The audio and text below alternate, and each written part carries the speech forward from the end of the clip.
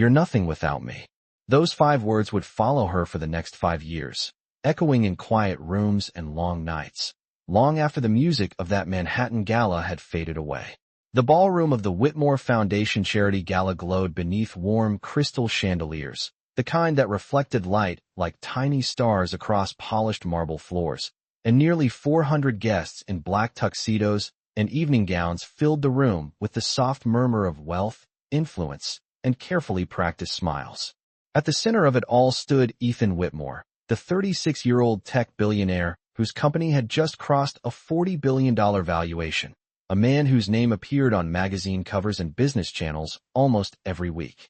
Tall, confident, dressed in a tailored midnight blue tuxedo, he carried himself with the calm certainty of someone who had never been told no.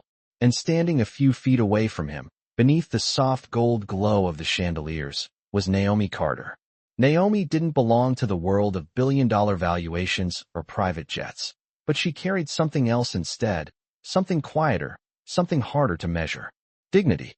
She wore a simple black dress, elegant but understated, her dark curls resting gently over her shoulders, her hands folded together as if holding herself steady against the invisible tension hanging in the air between them. Only minutes earlier, a small disagreement had turned into something sharper, something colder, and now several guests nearby had begun to notice the stillness forming around the pair. Ethan's voice was calm, but the calm carried an edge that made the surrounding conversations slowly fade. "Let's be honest, Naomi," he said, adjusting the silver cufflink on his wrist as though the moment meant nothing at all. "Everything you have right now is because of me." Naomi didn't answer immediately. Her eyes searched his face for a trace of the man she once believed understood her, but the man standing there now looked like a stranger built entirely out of ambition and pride. Around them, glasses clinked softly and a jazz quartet played near the stage, unaware that the atmosphere near the balcony doors had grown heavy with something deeper than a disagreement. Ethan leaned slightly closer, lowering his voice just enough that it felt personal, but not enough to hide the words from those standing nearby. "You're nothing without me." The sentence landed with a quiet finality, like a door closing somewhere deep in Naomi's chest. For a moment she simply stood there, breathing slowly, her eyes glistening not with anger, but with something far more controlled. Acceptance. The kind that comes when someone realizes a truth they didn't want to see before. She didn't argue. She didn't raise her voice. Instead, Naomi Carter did something far more unsettling. She smiled softly, the kind of calm smile that appears when a person has already decided their next step. Then she turned away from the brightest room in Manhattan and walked toward the tall glass doors that opened to the cool spring night outside. No dramatic scene followed her. No shouting. No tears. Just the quiet sound of heels crossing polished marble and the faint whisper of the city wind as the doors closed behind her. By the time Ethan Whitmore glanced toward the entrance again, Naomi Carter was already gone. And what he didn't know, what no one in that glittering ballroom could possibly imagine, was that the woman he had just dismissed so easily was carrying a future that would change his life forever.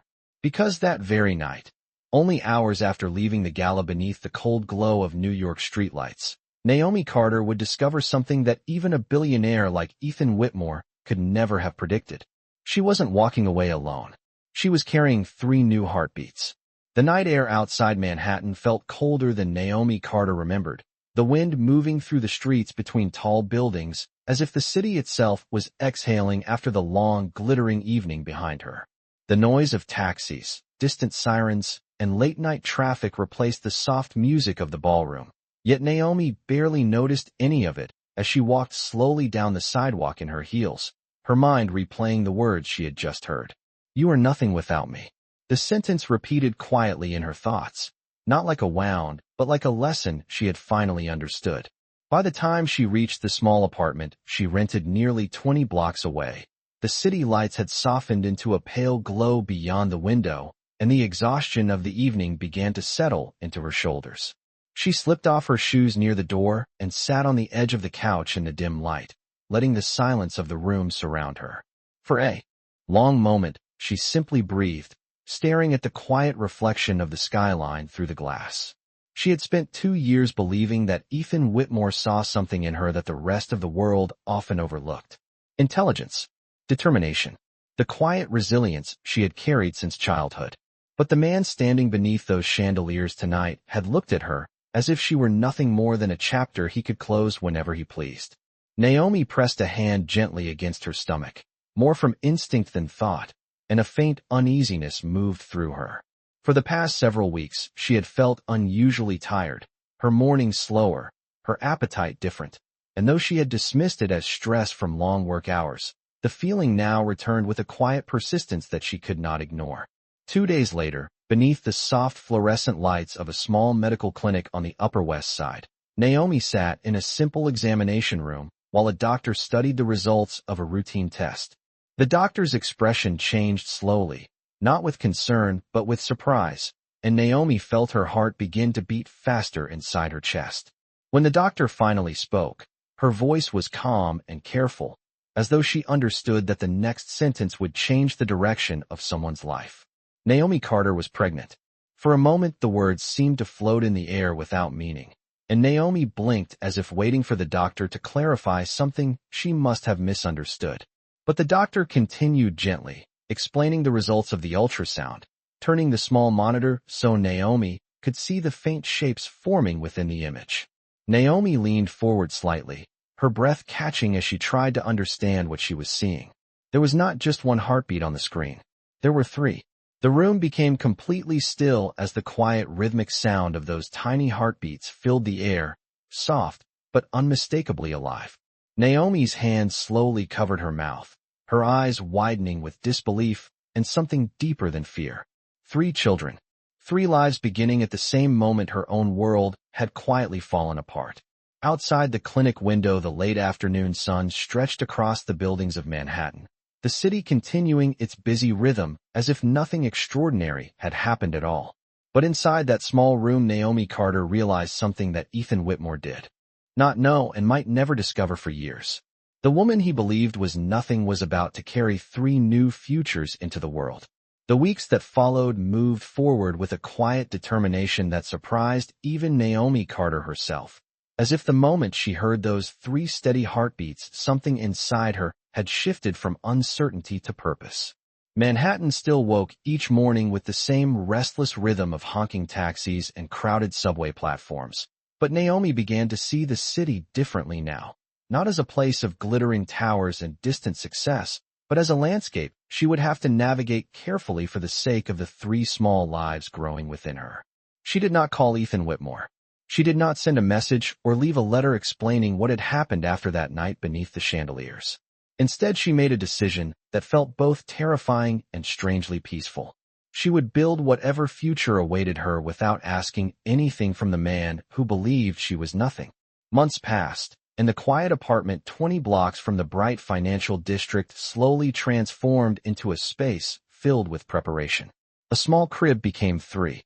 Tiny blankets folded neatly along the couch.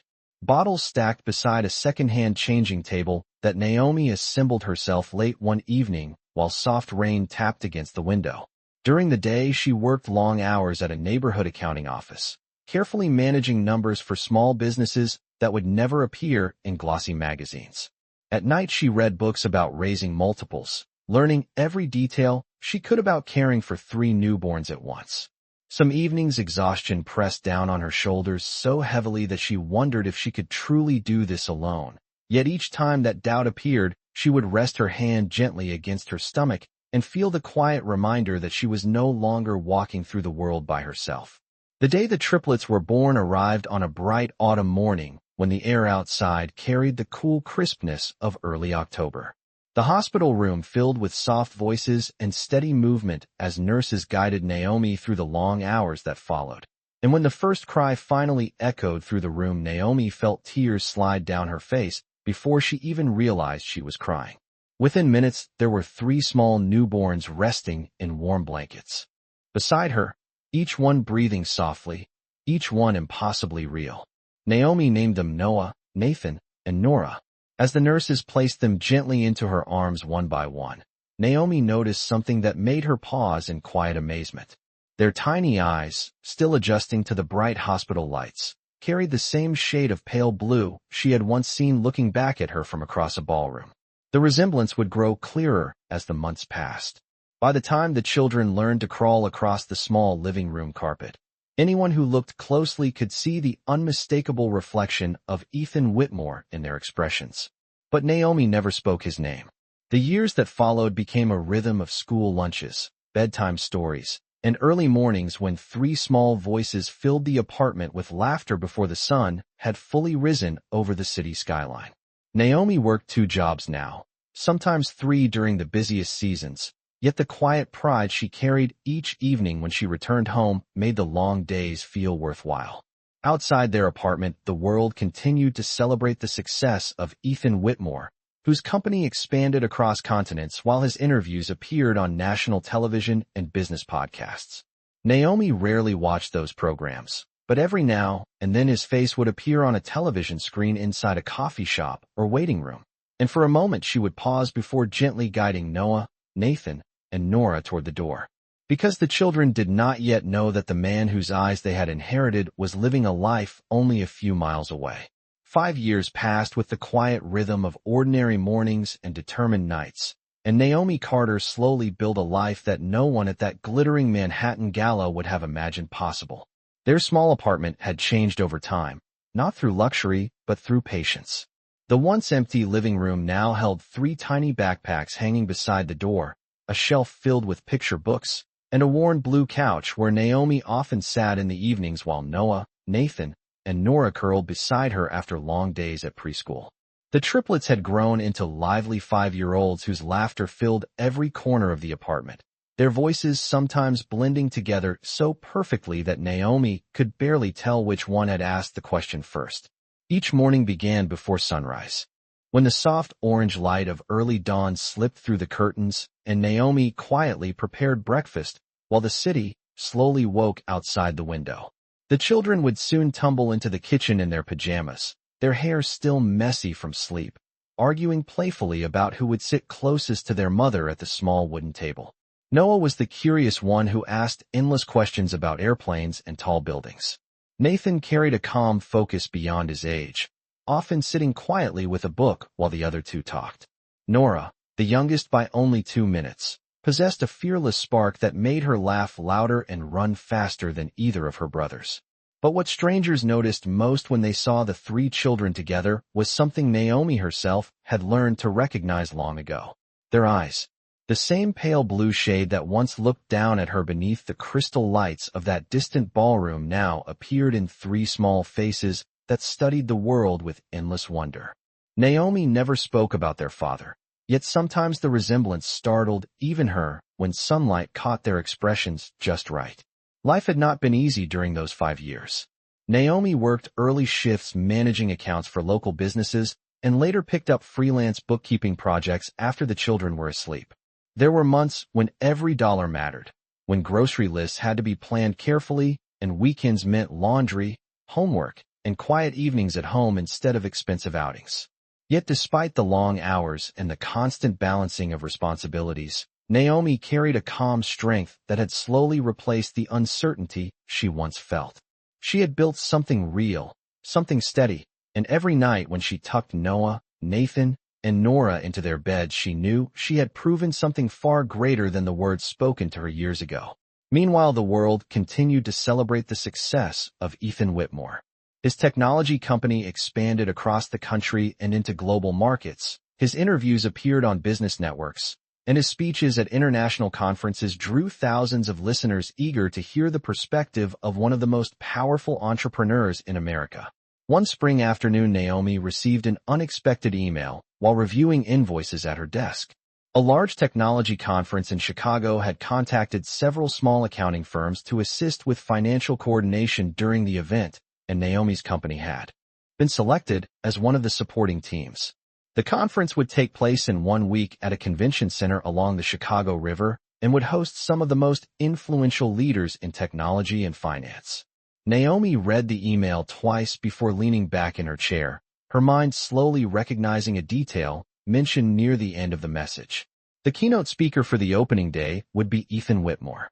Across the apartment that evening, Noah, Nathan, and Nora sat at the kitchen table coloring pictures while Naomi quietly packed documents into her work bag for the upcoming trip. None of them could possibly know that within days they would stand in the same room as the man whose reflection already lived quietly inside their eyes.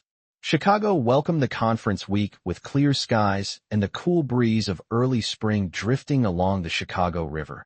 The tall glass towers of downtown, reflecting sunlight, like mirrors as thousands of professionals filled the streets surrounding the convention center. Naomi Carter arrived early that morning carrying a simple leather folder and guiding 3 excited 5-year-olds through the busy entrance lobby. Noah, Nathan, and Nora had never seen a building quite like the massive conference hall, where enormous digital screens hung above the registration desks and long rows of banners displayed the names of technology companies from across the country. The children held on to Naomi's hands as they stepped inside, their eyes wide with curiosity as they watched people in suits hurry between meeting rooms while conversations about software, startups, and innovation filled the air. Naomi had arranged for the children to stay in a small family lounge area near the accounting office that had been set up for the event staff, and although she felt a quiet nervousness about bringing them into such a professional environment, the trip had been necessary because childcare arrangements had unexpectedly fallen through at the last minute. Fortunately, the conference organizers had assured her that the lounge space would be calm and comfortable, a quiet corner where the children could read and draw while she finished her work nearby. Across the enormous convention hall, another kind of preparation was taking place. Staff members adjusted stage lighting, camera crews checked their equipment, and a large audience slowly filled the rows of seats facing a towering presentation screen where the opening keynote would begin within the hour. Ethan Whitmore had not visited Chicago in nearly a year, yet his arrival that morning had drawn immediate attention from reporters and conference organizers eager to welcome one of the most recognized leaders in the technology industry. Now 31 stories above the river inside a private preparation room, Ethan reviewed the notes for his speech while the skyline stretched across the windows behind him. 5 years had brought him extraordinary success. His company had expanded into global markets, his investments appeared in headlines across financial news networks, and his reputation as a visionary executive had only grown stronger with time. Yet despite the applause and recognition that followed him everywhere, there were quiet moments when the noise faded and certain memories returned unexpectedly.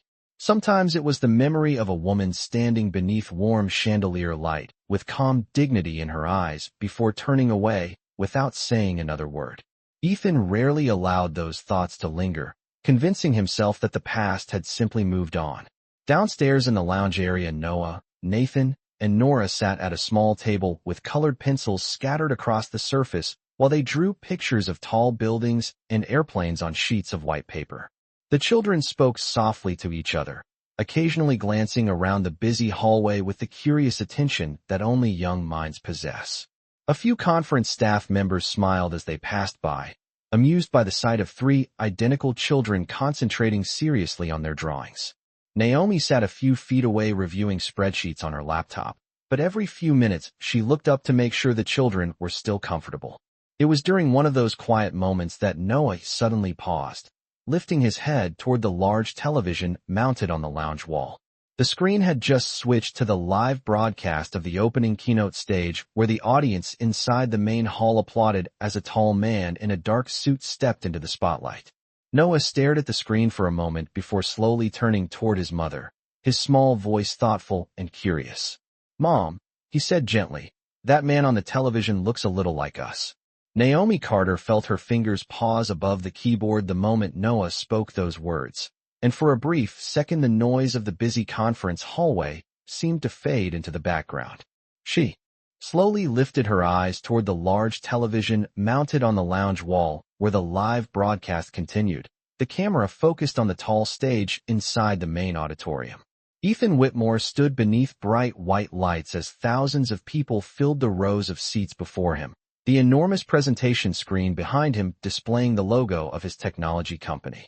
His voice carried calmly through the speakers as he spoke about innovation, leadership, and the future of global technology, the confident tone of a man who had spent years standing in rooms exactly like this one. Around the convention center, people paused to watch the broadcast, some nodding in admiration while others raised their phones to capture short video clips of the keynote. But in the quiet lounge area, 3 small pairs of blue eyes studied the screen with a different kind of curiosity. Noah tilted his head slightly as he looked from the television back to his brother and sister. Nathan leaned forward on his elbows, studying the image carefully as if trying to solve a puzzle. Nora blinked slowly, then pointed at the screen with the small certainty that children often have when they notice something adults miss. "He has the same eyes," she said softly. Naomi felt a gentle breath leave her chest as she stood from the chair and walked closer to the children, resting one hand lightly on the back of Noah's chair. The resemblance had always been there, quietly growing clearer each year as the children's features matured. But this was the first time they had seen the man whose reflection they carried so naturally. Naomi did not answer immediately. She simply watched the television screen for a moment longer, her expression calm and steady in a way that came from years of learning how to carry difficult memories without letting them control the present. On the stage, Ethan continued speaking to the massive audience. Unaware that only 2 floors below him 3 small listeners had just noticed the same detail that had followed Naomi since the day they were born. Eventually Noah turned his gaze toward his mother again, his voice gentle and thoughtful. "Mom," he asked quietly, "why does that man look like us?" Naomi knelt beside the table so that her eyes were level with the children, her expression soft as she considered how to answer a question she had always known would come someday. The truth was not something she feared anymore. Time had given her the strength to face it calmly, without anger or regret. But this moment was not about revealing everything all at once. It was about protecting the peaceful world she had built for her children while preparing them for a future that might bring unexpected answers. She reached forward and gently brushed a curl away from Nora's forehead before speaking in a quiet, reassuring voice. "Sometimes people can look similar even when they have never met," she said softly. The children seemed satisfied with the explanation for now, returning their attention to the colored pencils scattered across the table. Yet as Naomi stood again and glanced once more at the television screen, she felt something shift quietly inside her chest. Because somewhere above them in the towering building, Ethan Whitmore was finishing the final lines of his speech, and within the next hour he would walk through the very hallway where 3 children with his unmistakable eyes were sitting only a few steps away. The applause inside the main auditorium lasted nearly 30 seconds after Ethan Whitmore finished his keynote speech, the sound echoing across the enormous hall as thousands of attendees stood from their seats to applaud one of the most recognized leaders in the technology industry. Cameras flashed near the front rows while conference organizers shook his hand and guided him toward the side of the stage, where a group of journalists waited for quick interviews before the next session began. Ethan thanked them politely, answering questions with the calm confidence he had perfected over the years. Yet beneath that practiced composure his mind was already shifting toward the long afternoon schedule that awaited him. Meanwhile, 2 floors below the auditorium, the hallway outside the lounge area had grown busier as conference attendees moved between panels and networking events. Naomi Carter sat quietly beside the children while reviewing the final financial documents she needed to submit before the evening meeting with the accounting team. Noah, Nathan, and Nora continued coloring pictures on the small table, occasionally whispering to each other about the airplanes and tall buildings they had drawn on the paper. The moment felt ordinary again, peaceful in the way Naomi had carefully built their lives to be. But just beyond the corner of the hallway, a group of conference staff members suddenly stepped aside as several security personnel moved forward, clearing a path for a familiar figure walking toward the executive meeting rooms. Ethan Whitmore had left the press area and was heading toward a private conference suite nearby, accompanied by 2 assistants who were reviewing notes for his afternoon investor session. As he walked through the corridor, the quiet hum of conversation followed him the way it often did in places like this, people glancing up briefly as the well-known executive passed by. Yet something unexpected interrupted his steady pace. It was not a voice calling his name or a question from a reporter. It was something far simpler and far stranger. 3 identical children sitting at a small table near the lounge entrance looked up at exactly the same moment. Ethan slowed slightly without realizing why. At first he thought it was only the symmetry that caught his attention. The children looked nearly identical, their hair slightly tousled, their small hands holding colored pencils above sheets of paper. But then one of them lifted his head fully, and their eyes met for a brief second across the hallway. Ethan felt a subtle shift in his expression, the kind of pause that comes when the mind recognizes something before logic has time to explain it. Pale blue eyes looked back at him from the face of a 5-year-old boy who had never met him before. A second child turned next, then the third. The resemblance was impossible to ignore. For a moment, Ethan Whitmore stood still in the hallway, the quiet noise of the conference fading around him as an unfamiliar sense of confusion settled in his chest. Children shared features with strangers all the time, he told himself quickly, yet the longer he looked the more unsettling the similarity became. Across the table Nora tilted her head slightly, studying the tall man standing down the hallway with the open curiosity children often show toward unfamiliar adults. Noah whispered something to Nathan, and the two boys looked back again, their identical expressions reflecting the same puzzled recognition they had noticed earlier on the television screen. Naomi had not yet turned around. She remained focused on the laptop in front of her, unaware that only 20 feet away the past she had quietly left behind was now standing still in the hallway, staring at 3 small reflections of himself he could not possibly explain. For several long seconds, Ethan Whitmore remained standing in the hallway, his attention fixed on the 3 children at the small table as the steady movement of conference attendees continued around him. His assistants had already taken a few steps ahead before noticing that he had stopped walking. One of them turned back slightly, confused, but Ethan did not respond. Something about the children's faces had unsettled him in a way he could not immediately explain. The resemblance was too precise to dismiss as coincidence. The same pale blue eyes, the same quiet intensity in the way they observed the world. He had spent most of his adult life making decisions quickly, analyzing patterns and outcomes with the confidence of someone who understood numbers, markets, and people. But this moment did not fit into any logical pattern he recognized. Across the hallway, Noah leaned closer to Nathan and whispered something quietly. The two boys glanced again toward Ethan with the natural curiosity of children who sense they are being observed. Nora followed their gaze, her small fingers still holding a red-colored pencil above the paper where she had been drawing a tall building with 3 windows at the top. Ethan felt a strange hesitation settle into his chest. He told himself there was no reason to approach them. They were simply children waiting in the lounge area while their parents worked at the conference. Yet the longer he stood there, the more impossible it became to ignore the feeling that something significant was unfolding directly in front of him. Finally, he took a slow step forward. Then another. The movement was subtle, but the children noticed immediately. Noah straightened in his chair while Nathan tilted his head slightly, studying Ethan's face with the thoughtful seriousness that had always set him apart from his brother.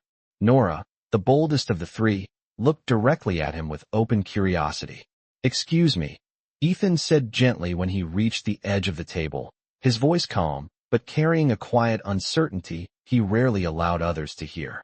"Are you 3 here with your parents?" The children looked at one another briefly before Noah answered with the polite confidence Naomi had taught them. "Yes, sir," he said. "Our mom is working here today." As Noah spoke, Nathan's eyes drifted toward the laptop sitting on the nearby chair. Ethan followed the direction of his gaze and finally noticed the woman seated just a few feet away, her attention still focused on the financial documents displayed on the screen. At first he saw only the outline of her profile, the calm posture of someone concentrating on her work. But something about the familiar curve of her shoulders made him stop breathing for a fraction of a second. Slowly, Naomi Carter lifted her head. The moment their eyes met, the air between them seemed to grow impossibly still. 5 years had passed since the last time they had stood in the same room. Yet the memory of that night beneath the Manhattan chandeliers returned instantly, sharp and unmistakable. Ethan's expression shifted with quiet disbelief as recognition spread across his face. Naomi looked different now, not because time had changed her, but because something within her had grown stronger. The uncertainty he once saw in her eyes had been replaced by calm certainty. For a long moment, neither of them spoke. Around them, the hallway continued its ordinary rhythm of footsteps and conversation, completely unaware that the past and present had just collided in the quiet corner of a conference lounge. Finally, Nora looked up at Naomi and asked the question that had been waiting patiently in her mind since the moment she saw the television screen earlier that day. "Mom," she said softly, "is this the man who looks like us?" The question hung softly in the air, simple and innocent, yet powerful enough to stop every thought moving through Ethan Whitmore's mind. "Mom, is this the man who looks like us?" Nora's small voice carried no accusation, only curiosity, but the words landed with a weight Ethan could not ignore. For a moment he simply stood there, his eyes shifting slowly from the child who had spoken to the two boys sitting beside her. 3 children. 3 identical pairs of pale blue eyes looking back at him with the calm honesty only children possess. Ethan had faced billion-dollar negotiations, hostile board meetings, and high-pressure interviews with global media, yet nothing in his life had prepared him for the quiet certainty forming in his chest at that moment. Naomi Carter rose slowly from her chair. The movement was calm and measured, the posture of someone who had long ago learned how to stand with dignity in difficult moments. She closed the laptop gently and stepped closer to the table where the children sat.